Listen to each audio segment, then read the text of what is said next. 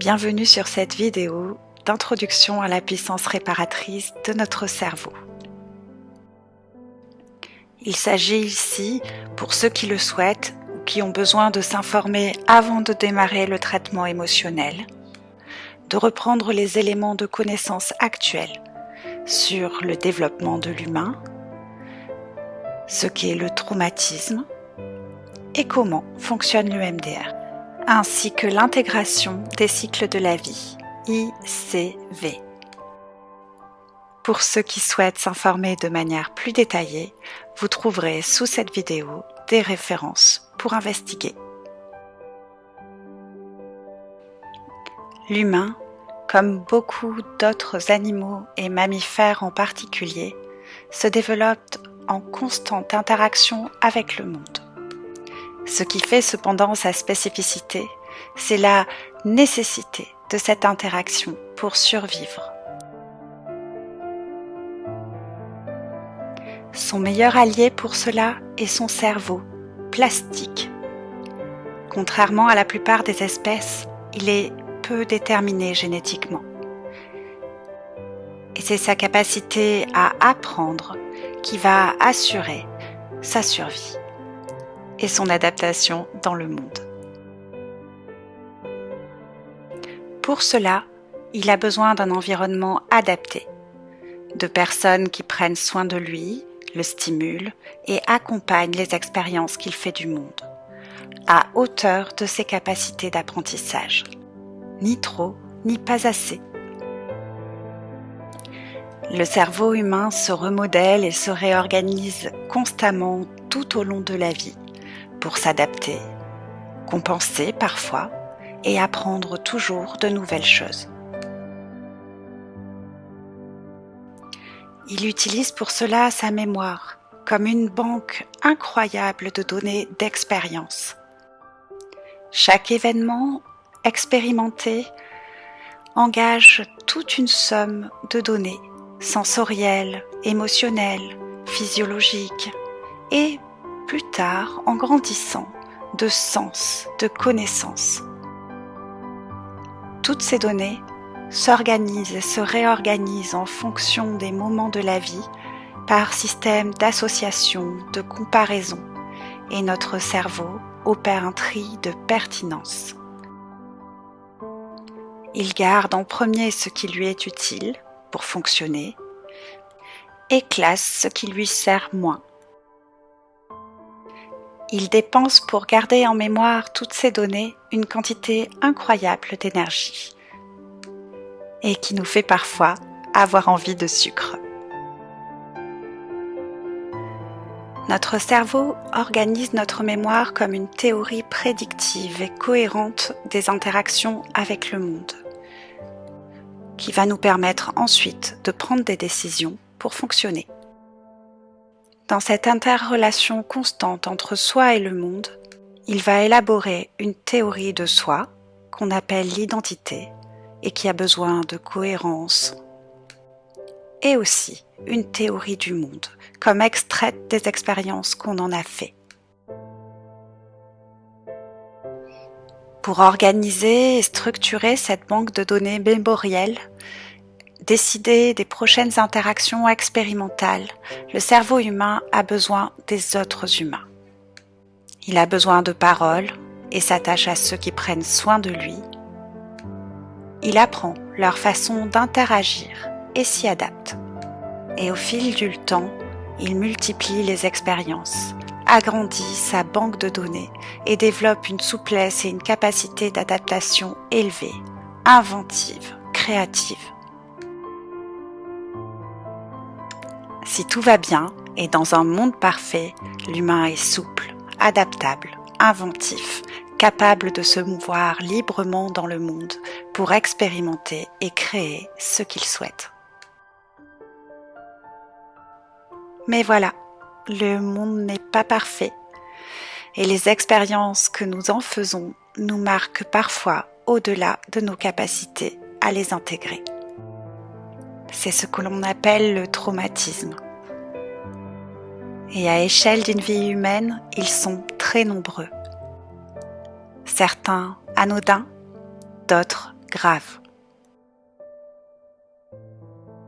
Notre cerveau, pour nous protéger, va enregistrer toutes ces situations de danger pour nous et les stocker. Non pas dans la mémoire à long terme comme les expériences que l'on a bien intégrées, mais dans la mémoire vive du système, prête à être remobilisée au moindre danger.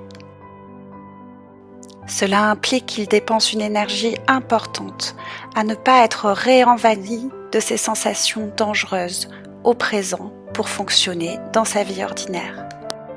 Cette dépense d'énergie de refoulement va entraîner que nos capacités d'attention au présent sont parfois diminuées, que le niveau de stress est augmenté et que petit à petit, traumatisme de la vie après traumatisme de la vie, notre système est un peu vérolé.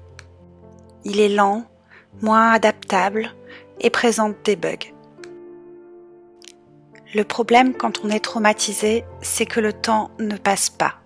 On se retrouve parfois bien des années plus tard dans des situations où on se sent comme un enfant. Et pour traiter les enjeux de notre présent, on n'a pas accès à nos ressources actuelles.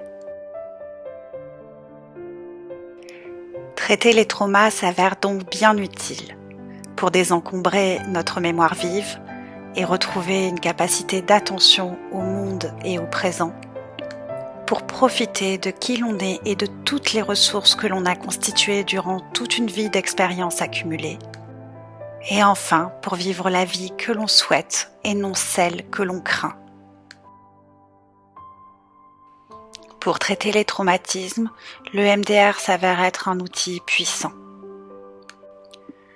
En induisant un état modifié de conscience léger par stimulation sensorielle bilatérale, il favorise l'autorégulation et l'autoréparation du système corps-esprit. Bougez les yeux alternativement de droite à gauche ou tapotez sur ses genoux de droite à gauche, comme écouter des sons qui stimulent alternativement une oreille et puis l'autre, affectent notre cerveau. Occupé à suivre cette alternance de mouvements, cela crée une fenêtre, une possibilité de laisser revenir ce qui est ancien et qui n'a toujours pas été traité, avec la charge émotionnelle qui va avec, qui à l'époque a dépassé nos capacités à être intégrées. En se remémorant dans ces conditions un souvenir traumatique, il devient possible de reprendre le travail de traitement de l'affaire émotionnelle. D'observer bien souvent que cet événement est passé depuis bien longtemps, qu'on n'est plus non plus aujourd'hui dans les mêmes conditions, de comprendre la situation de l'époque avec toutes les compétences qu'on a aujourd'hui au présent. Et si des choses, des mots, des attentions et du réconfort nous ont manqué à l'époque, on peut encore se l'apporter. La situation qui a eu lieu a bien eu lieu, bien sûr, mais aujourd'hui, on est capable de faire pour soi ce dont on a manqué à l'époque et à la fin de la séance, l'avoir reçu. Ça, c'est ce que permet l'ICV. Le fait de faire ça pour soi rend possible de classer les affaires, rester là en l'état, de retrouver des capacités attentionnelles au présent, notre cerveau n'étant plus occupé à maintenir refoulées toutes ces choses dont il nous défendait encore, à réduire le niveau de stress au quotidien et à garder disponibles toutes ces ressources au présent.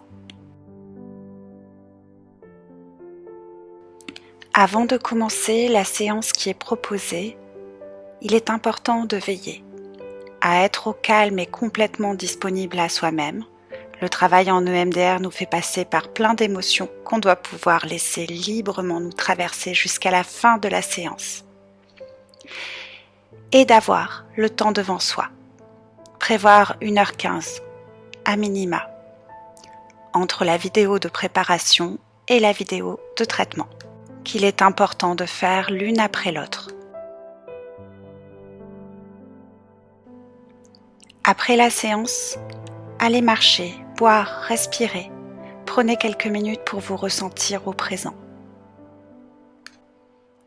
Pendant 24 à 48 heures qui vont suivre, il est possible de ressentir une plus grande sensibilité. Si c'est le cas, vous pouvez utiliser la vidéo post-séance pour s'aider de l'EFT. C'est une technique simple de liberté émotionnelle qu'on peut s'appliquer au quotidien, après la séance, mais de façon générale dans la vie. Vous trouverez aussi, sous la forme de bonus, des vidéos à écouter qui permettent de soutenir la dynamique d'hygiène émotionnelle que vous avez engagée.